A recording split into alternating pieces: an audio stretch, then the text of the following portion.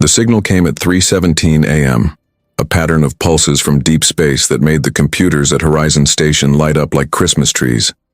Frank Miller had been half asleep at his monitoring station, coffee gone cold beside his keyboard.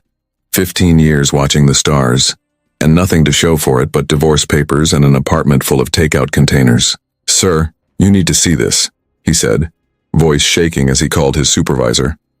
Within an hour, the room filled with government officials in suits and military personnel with stern faces.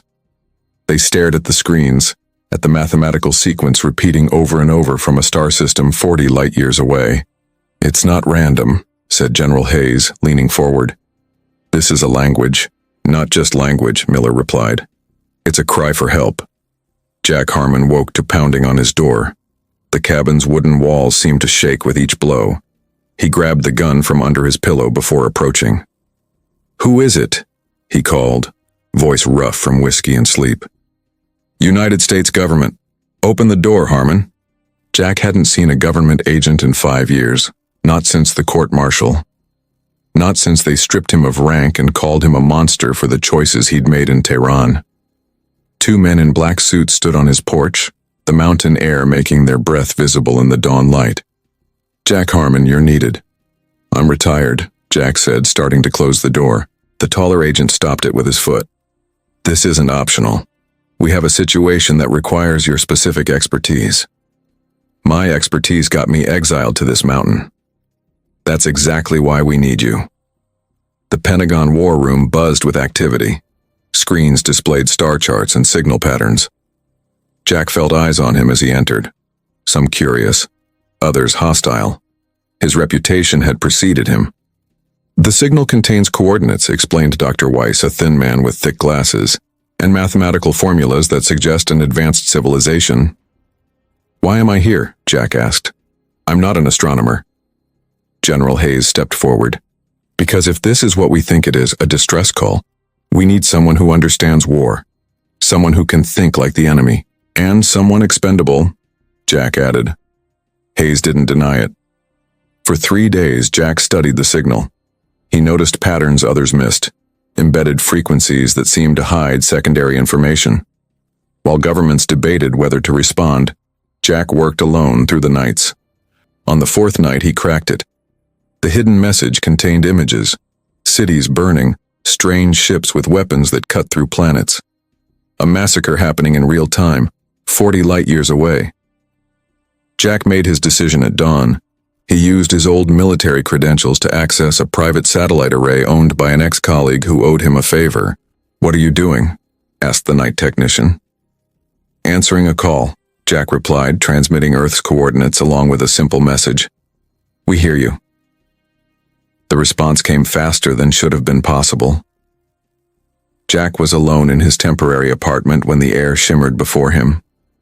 A holographic figure appeared, tall with iridescent skin and 4 arms. Purple fluid leaked from wounds across its body. "You answered," the alien said in perfect English, its voice somehow inside Jack's head. "We didn't think anyone would." "Who are you?" Jack asked, frozen in place. "The last survivors. They hunt us. They hunt all sentient life." "Who does?" The alien's large eyes blinked slowly. "The Krell. They've destroyed 7 civilizations already."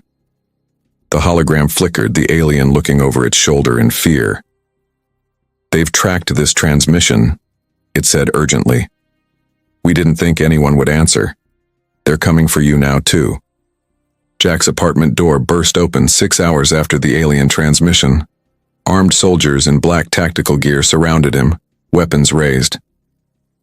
"Jack Harmon, you're under arrest for unauthorized contact with an extraterrestrial entity," barked a commander. They dragged him to a windowless room beneath the Pentagon. The concrete walls seemed to close in as Jack sat handcuffed to a metal table. General Hayes entered, face tight with anger. "Do you understand what you've done?" Hayes slammed his fist on the table. "You've exposed Earth to an unknown threat." "They already knew we were here," Jack said. "The alien said they're called the Krell. They hunt civilizations." Before Hayes could respond, alarms blared throughout the facility. A young officer burst into the room, face pale. Sir, we have an object entering Earth's atmosphere. It's massive. The war room erupted in chaos. Satellite images showed a sleek, dark ship twice the size of an aircraft carrier hovering over Washington, D.C.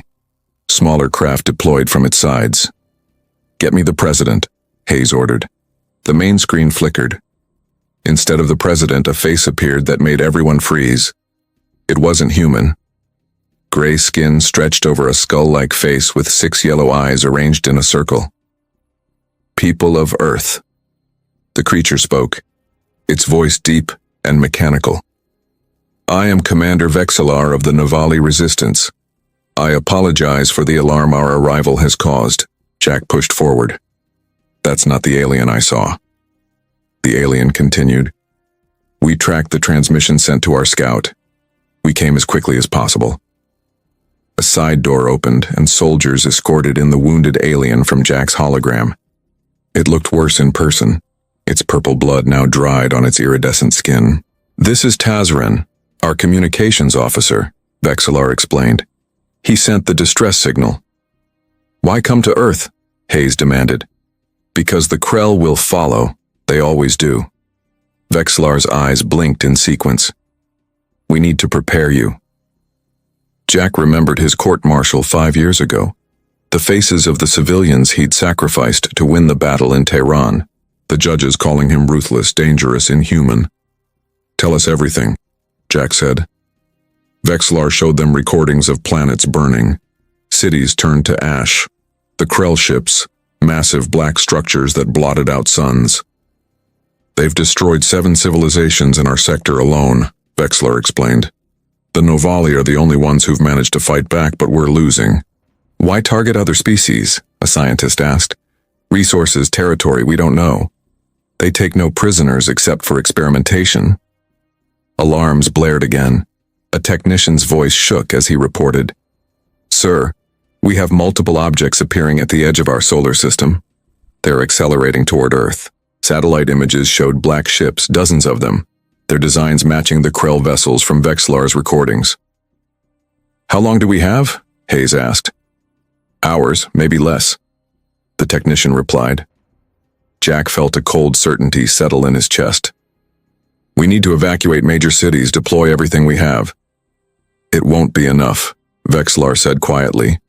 A new signal came through. The main screen changed to show a different alien. This one had pale, almost translucent skin, stretched over sharp bones. Its eyes were black voids.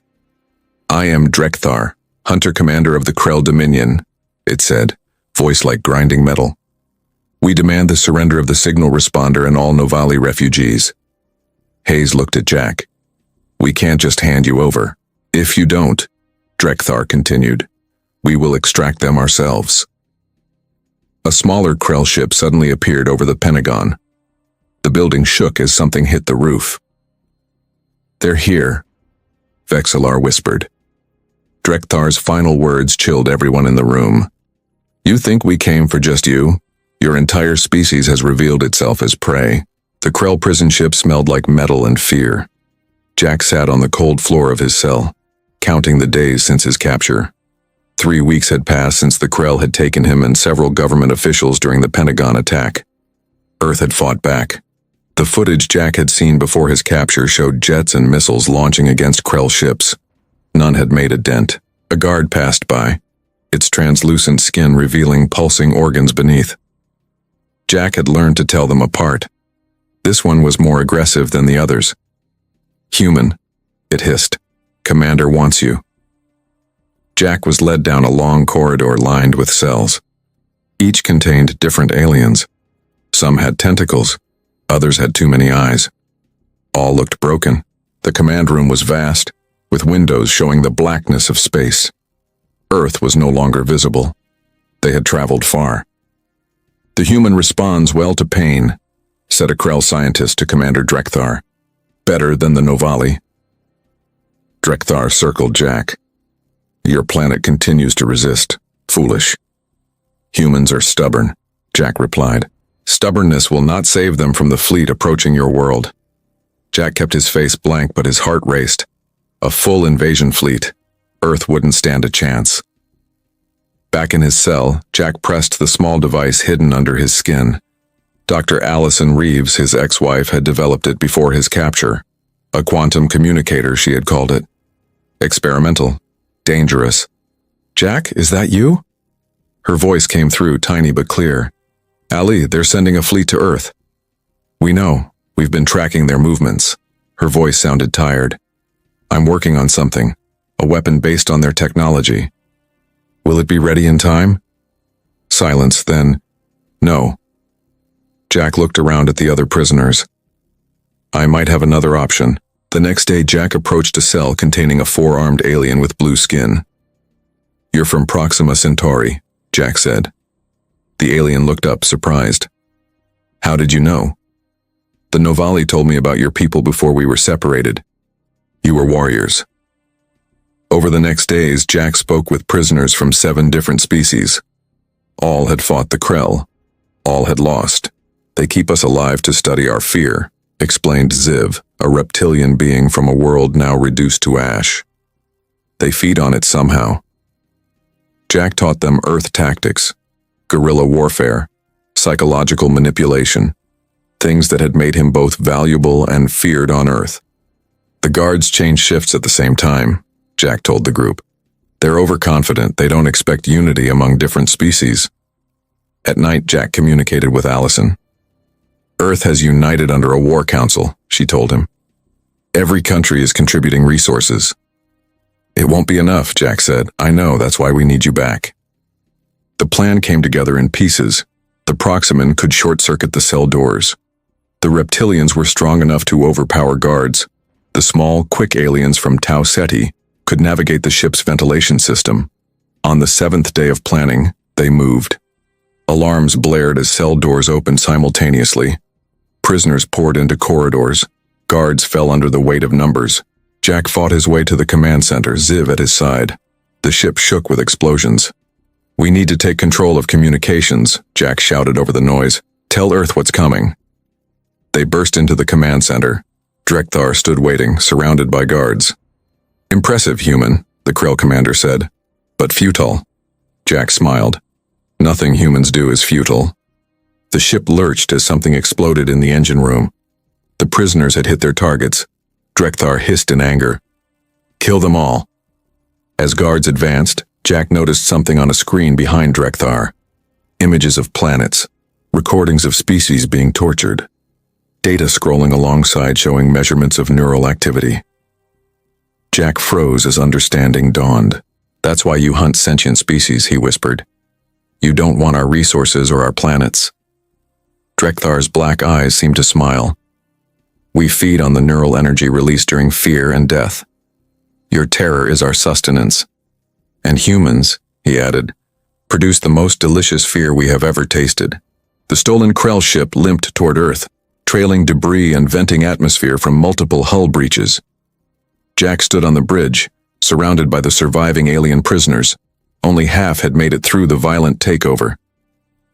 "We're being scanned," said Ziv, the reptilian alien working the controls. Earth had changed in the months since Jack's capture. The planet's night side glowed with fewer lights. Many cities lay dark. The day side showed smoke plumes visible from orbit. "This is Jack Harmon to Earth Defense Command. We've captured a Krell vessel and are bringing critical intelligence." Silence stretched for long seconds. Then a familiar voice responded. "Jack, is that really you?" Allison's voice cracked with emotion. "It's me, Ali. We're coming in with survivors from 7 worlds, and we know what the Krell want." Landing clearance came from a military base in what used to be Colorado. As they descended, Jack saw the devastation firsthand. Craters marked former cities. Refugee camps sprawled across farmlands. Military vehicles and makeshift defenses surrounded every population center. General Hayes met them on the landing pad, his uniform dirty and torn, a fresh scar across his face. "Welcome back to the war, Harmon," he said, extending his hand. Inside the mountain base, Earth's remaining leaders gathered to hear Jack's report. The room was tense, faces gaunt from weeks of fighting. "The Krell don't want our resources," Jack explained. "They feed on fear, on the neural energy produced when sentient beings experience terror and death. That's why they attack population centers first, Allison added. She looked thinner than Jack remembered, her eyes shadowed from lack of sleep. They're farming us for emotions. How do we fight an enemy that wants us afraid? Asked the Chinese general. We use it against them, Jack said. Make Earth the bait while we strike their supply lines. The plan took shape over hours of debate. Earth would appear vulnerable, drawing in the main Krell fleet. Meanwhile, the captured Krell ship, modified with Allison's experimental weapons, would lead a strike force against the Krell supply chain. It's a suicide mission, Hayes said quietly. Most of Earth is already dead, Jack replied. We have nothing to lose. That night, Jack found Allison in her lab, working on a device that pulsed with strange energy. What is it? He asked. Something I reverse-engineered from Krell tech. It disrupts their neural feeding process. She looked up at him, eyes red from exhaustion. Jack, about what happened in Tehran. Don't, he said. You were right to testify against me. I sacrificed those civilians. To save thousands more. She touched his arm. I understand now. Sometimes there are no good choices in war. The next day, the Krell fleet appeared in Earth's orbit. Massive ships darkened the sky over every continent. They took the bait, Hayes said, watching the tactical display. Jack boarded the modified Krell ship with a crew of humans and alien allies. Allison stood at the boarding ramp. The device is installed, she said. If you can get close enough to their command ship, it might disrupt their entire network. Might isn't good enough, Jack said. It's all we have. She suddenly pulled him close and kissed him. Come back this time. The battle began as Earth launched its remaining defenses. Cities burned as Krell landing craft descended. The modified ship slipped away from Earth, accelerating toward the coordinates Vexillar had provided. Krell supply depot ahead, Ziv announced. On the view screen, a massive space station orbited a dead world. Hundreds of Krell ships docked at its ports. They've spotted us, someone shouted as alarms blared. Jack gripped the command chair as enemy fire rocked the ship. Systems failed across the board. Hull breach warnings flashed red. We're not going to make it, Ziv said, looking at Jack. The ship spun out of control, heading directly toward the Krell station. Maybe we don't have to, Jack replied, eyes fixed on the approaching target. Sometimes victory requires sacrifice. He activated Allison's device as the ship plunged toward the heart of the Krell supply depot. Pain woke Jack. Not the sharp pain of broken bones, but the deep burn of radiation. His eyes opened to darkness and the taste of blood. He's alive, a voice said, alien, familiar. Ziv. How? Jack croaked. His last memory was the Krell supply depot filling the view screen as their ship plunged toward it. Escape pod, Ziv explained. I dragged you in before impact. Light filtered through a cracked viewport. Outside, debris floated in space. The Krell station was gone, replaced by an expanding cloud of wreckage. The device worked, Ziv said. It created a chain reaction. Their small pod drifted for 3 days before a Novali scout ship found them. By then, Jack's radiation sickness had worsened. He drifted in and out of consciousness as they raced back to Earth. Earth's atmosphere glowed orange with fires as they descended. The Krell invasion continued despite the destruction of their supply depot. The main fleet is still attacking, the Novali pilot explained. But something strange is happening. Their coordination is breaking down. They landed at the mountain base, now half destroyed by Krell bombardment. Medical teams rushed Jack to an underground facility where Allison waited. You idiot, she whispered, touching his radiation-burned face. You weren't supposed to blow yourself up. Did it help? Jack asked. Her face told him everything. We're losing, Jack. The device weakened them, but there are too many. Most major cities are gone. General Hayes entered, uniform torn and bloody. Harmon, good to see you breathing. Wish I could say the same. Jack replied, each word painful. Hayes showed them footage of the battle. Krell ships swarmed Earth's defenses. Human fighters fell by the hundreds. We've discovered something, Allison said. The Krell have a hive mind connection. That's why they were disrupted when you destroyed their depot. Can we use that? Jack asked. Maybe. She showed him a new device, smaller than the first. This could connect to their network, but someone would need to get aboard their flagship. And do what? Introduce chaos. A human mind connected to their hive could disrupt it from within. Jack understood immediately. It would kill whoever did it. Yes, she admitted. The neural feedback would be fatal. Jack looked at the footage of Earth burning. Get me on that ship. The plan came together quickly. Earth's remaining forces would launch a desperate attack on the Krell flagship, creating a distraction. A small team would infiltrate the ship with Jack and the device. Before leaving, Jack found Allison in her lab. I was wrong about Tehran, she said. You made the only choice possible. And now I'm making another one, he replied. She kissed him one last time. I know. The battle was chaos. Human fighters swarmed the massive Krell flagship, sacrificing themselves to create an opening. Jack's team docked at a maintenance port, fighting their way through corridors filled with Krell defenders. The neural center should be ahead, Allison guided them through comms. Only Jack and 2 soldiers remained when they reached the pulsing heart of the Krell ship. A massive chamber filled with floating Krell connected to glowing tubes. Their hive mind nexus, Jack said.